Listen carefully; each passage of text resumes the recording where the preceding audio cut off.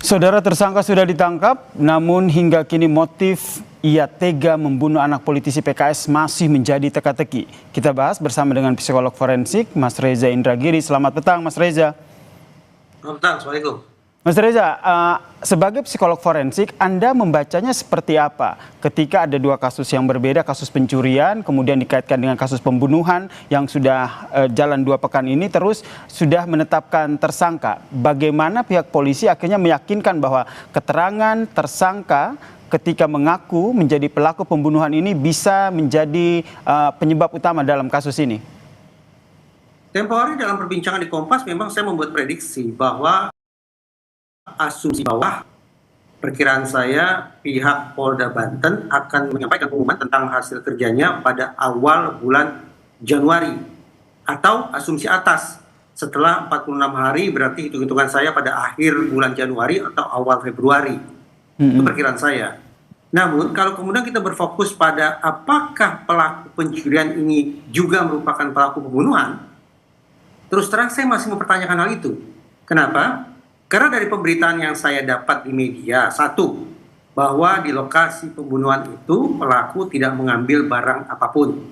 Berarti perkiraan saya, orang yang masuk ke rumah anggota PKS tersebut, kemudian melakukan pembunuhan terhadap anak, melancarkan aksinya dilatar belakangi oleh motif emosional, marah, dendam, sakit hati, dan sejenisnya. Terlebih karena ada luka atau cedera yang sedemikian parah pada tubuh korban.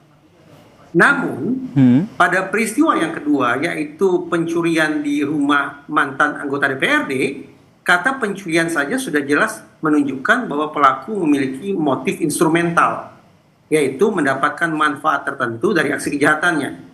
Nah, saya belum bisa teryakinkan bagaimana seseorang yang sebelumnya melancarkan aksi kejahatan ekstrim dengan motif emosional, kemudian beralih dalam tempo 2 pekan menjadi pelaku kejahatan yang instrumental.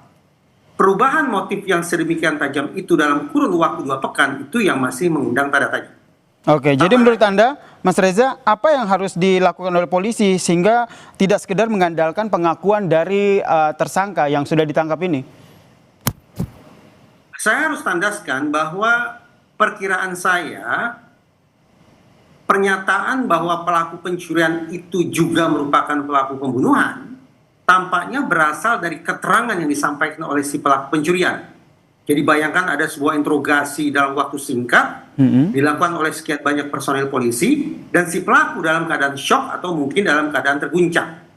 Nah, sorry Mas Reza, itu kemungkinan bisa terjadi dalam kasus ini? Oh jelas, pelaku kejahatan sesungguhnya juga bisa mengalami shock, baik akibat perbuatannya maupun akibat kerja kepolisian.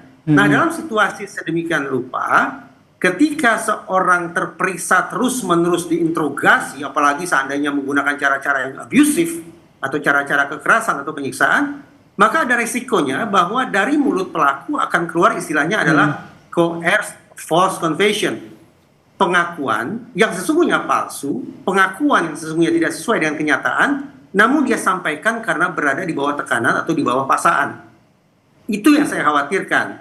Karena itu, alih-alih berfokus semata-mata atau merasa terpuaskan karena seorang pelaku pencurian sudah tanda petik mengaku sebagai pelaku pembunuhan, teman-teman di kepolisian pasti paham bahwa proses penegakan hukum harus mengandalkan pada pembuktian. Pembuktian berarti dibutuhkan 2 alat bukti. Pada aspek itulah menurut saya belum terpenuhi. Jadi menurut Anda, dari analisa Anda ini seperti yang tadi Anda sampaikan, ada seperti shock begitu pada saat interogasi. Apakah dengan yang seperti Anda sampaikan ini, sehingga polisi harus betul-betul tidak hanya mengandalkan keterangan ataupun pengakuan dari tersangka, harus mencari bukti lain. Padahal kalau kita lihat CCTV rusak, jejak dari pelaku pun tidak ada di lokasi kejadian pembunuhan ini. Dari pemberitaan di media, saya menangkap kesan kuat bahwa teman-teman di kepolisian belum mendapatkan sesuatu yang sungguh-sungguh berharga untuk mengamankan siapa gerangan pelaku pembunuhan itu. Tadi sudah dikatakan, CCTV rusak. Jejak-jejak kejahatan di TKP tampaknya bersih. Saya maknai barangkali tidak tersedia sidik jari yang memadai. Tidak ada pula jejak DNA si pelaku di situ. Tambahan lagi, dari sekian banyak saksi yang sudah diperiksa, sampai hari ini kita belum mendengar kabar bahwa polisi berhasil menyusun atau membuat sketsa wajah si pelaku pembunuhan. Nah, dengan informasi, dengan temuan yang sangat-sangat minim, bahkan seolah tidak ada itu, izinkan saya untuk bertanya kembali, benarkah pelaku pencurian itu adalah pelaku pembunuhan? Kenapa? Karena sekali lagi saya khawatir keluarnya pengakuan bahwa saya pelaku pembunuhan itu adalah keluar dari mulut si pelaku pencurian karena dia berada di bawah shock dalam sebuah interogasi yang sangat-sangat menekan dirinya. Jadi pertanyaan selanjutnya, apa yang harus dilakukan oleh polisi? Karena polisi tentu sudah mendapatkan tersangka dari pengakuan pelaku ini. Untuk membuktikannya lagi, apa yang harus disampaikan atau apa yang harus dilakukan oleh polisi dalam penyidikan nanti? Pertama, si pelaku pencurian ini punya sidik jari, punya rambut, punya DNA. Silakan dicek di lokasi pembunuhan sebelumnya. Ada tidak jejak-jejak identitas si pelaku itu? Itu pertama.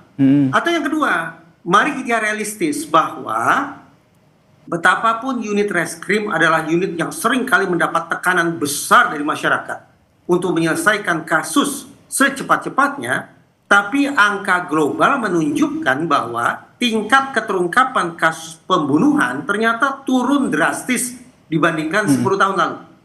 Itu artinya tersedia alasan sesungguhnya bagi pihak kepolisian untuk mengatakan kami paling tidak hingga saat ini belum berhasil mengungkap kasus pembunuhannya. Kalau tidak ingin menempatkannya sebagai kasus yang tidak kunjung terpecahkan. Jadi silakan saja dilakukan penegakan hukumnya secara proporsional, prosedural dan profesional, atau sebaliknya menyampaikan kepada publik bahwa memang terkait dengan pembunuhannya belum tersedia bukti yang memadai. Jadi Anda sendiri masih sedikit ragu begitu ya, bahwa pelaku pencurian yang ditangkap ini merupakan juga sekaligus pelaku pembunuhan anak dari politisi PKS ini? Saya masih terus terang terhantui dengan kasus Cirebon sekian tahun silam, Mas. Bahwa ada 7 orang plus 1 anak yang dianiaya sedemikian rupa dalam proses interogasi. Akhirnya keluar dari mulut mereka sebuah pengakuan bahwa mereka telah melakukan ruda paksa dan pembunuhan. Tapi pengakuan itu ternyata sekali lagi merupakan bentuk coerced false confession. Pengakuan yang salah, pengakuan tidak sebagaimana kenyataannya, tetapi diberikan karena mereka berada di bawah tekanan yang sangat dahsyat dari interrogator. Saya berharap situasi semacam itu tidak terulang, sehingga lagi-lagi ada orang yang dipidana atas sesuatu yang sesungguhnya tidak pernah dia lakukan. Oke, sehingga mendorong bagaimana polisi akhirnya mengedepankan scientific investigation ya dalam pengusutan kasus pembunuhan anak politisi PKS yang tersangkanya ini sudah ditangkap oleh polisi. Terima kasih Mas Reza Indragiri, psikolog forensik, telah berbagi perspektif terkait dengan kasus ini di Kompas Petang. Salam sehat Mas Reza.